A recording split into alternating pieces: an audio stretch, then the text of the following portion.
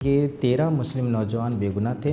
इनको टॉर्चर किया गया, कन्फेशन इनसे ज़बरदस्ती लिया गया, विटनेस प्लांट किए गए। हमारी सियासी हुकूमत, हमारी पुलिस, हमारी जो होम मिनिस्ट्री है वो उसको चैलेंज करने जाती है और एक दिन के अंदर उसको स्टे लेकर आती है। 2006 में अरेस्टिंग के बाद हमारे defence lawyer advocate Shahid Azmi थे और उन्होंने हमको जो है इंस्पायर किया कि आप लोग पढ़े लिखे हैं, ग्रेजुएट हैं, आप लोगों को जो है लॉ पढ़ना चाहिए। 2010 में शाहिद आज़मी का मर्डर हुआ तो हम बिल्कुल वकील के बिना रह गए। हमें लगा कि अब हमारा केस कौन लड़ेगा, हम कैसे छूटेंगे। आप टेररिज्म के केस में अगर जेल में जाते हैं तो वो आपके लिए दोहरा जहन्नुम बन जाती है।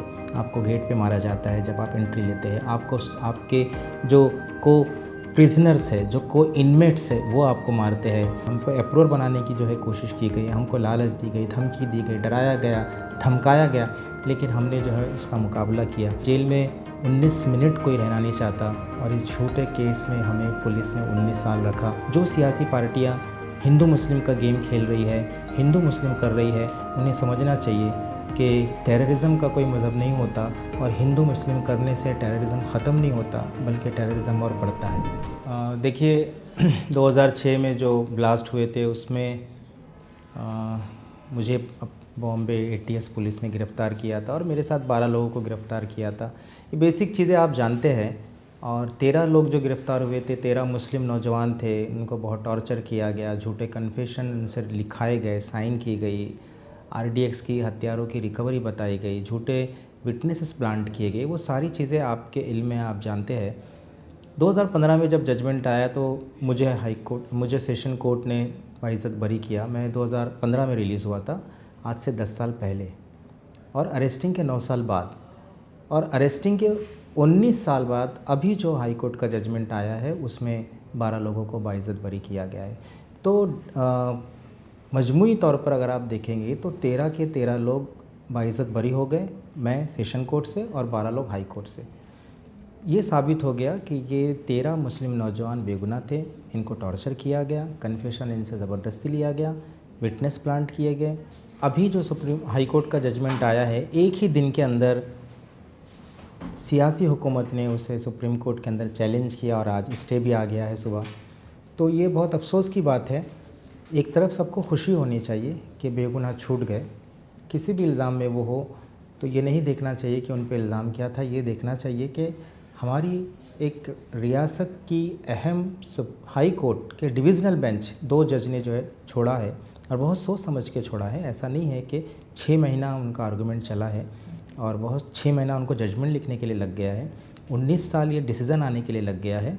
तो आप ये मत सोचिए कि 19 दिन ये जेल में थे या 19 महीने जेल में थे, 19 साल बाद आए हैं। तो आपको वेलकम करना चाहिए, उनसे माफ़ी मांगनी चाहिए, उनका सहारा बनना चाहिए था। लेकिन हमारी सियासी हुकूमत, हमारी पुलिस, हमारी जो होम मिनिस्ट्री है वो उसको चैलेंज करने जाती है और एक दिन के अंदर उसको स्टे लेकर आती है। तो ये बहुत अफसोस की बात है।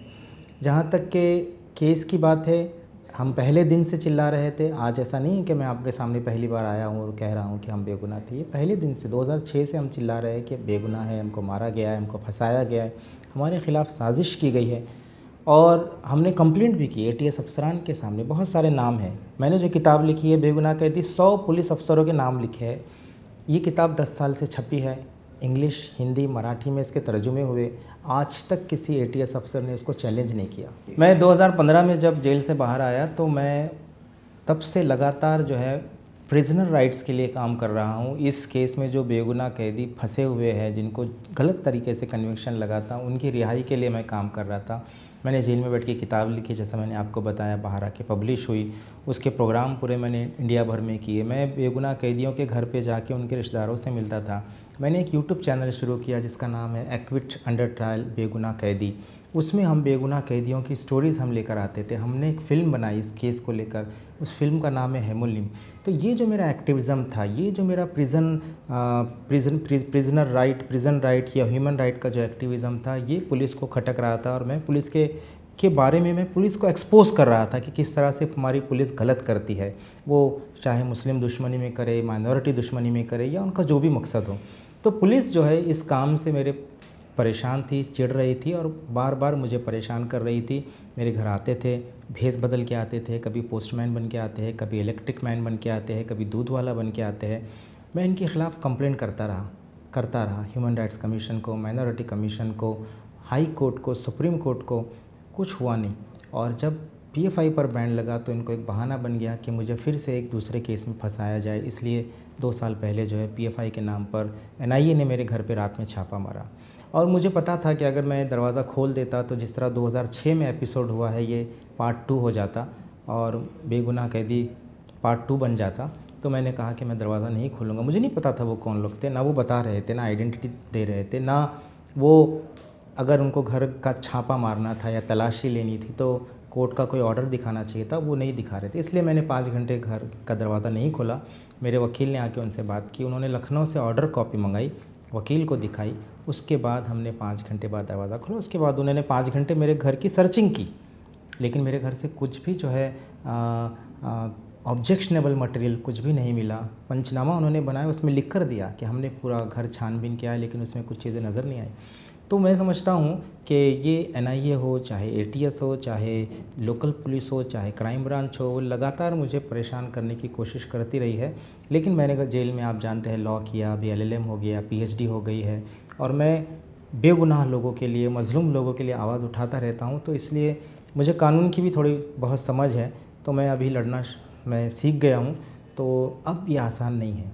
आप एक आदमी को एक बार किसी झूठे केस में फंसा सकते हैं, लेकिन दूसरे बार आपको फंसाने में इतनी आसानी से हम मौका नहीं देंगे, ये आपको समझना चाहिए। देखिए 2006 में 2006 में अरेस्टिंग के बाद हमारे defence lawyer advocate Shahid Azmi थे, और उन्होंने हमको जो है इंस्पायर किया कि आप लोग पढ़े लिखे हैं, ग्रेजुएट हैं, आप लोगों को जो है लॉ पढ़ना चाहिए।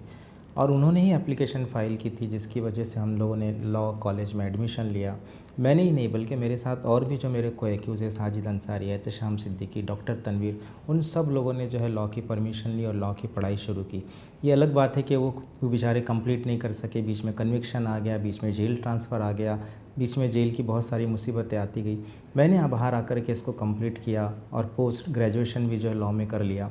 तो मैं समझता हूँ शाहिद आज़मी वो हमारे लिए इंस्पायरेशन थे, जिन्होंने हमें ये कहा कि आप लोग, फिर आप जानते हैं 2010 में शाहिद आज़मी का मर्डर हुआ तो हम बिल्कुल वकील के बिना रह गए। हमें लगा कि अब हमारा केस कौन लड़ेगा, हम कैसे छूटेंगे, केस लड़ने वाला डिफेंस लॉयर को ही मार दिया गया।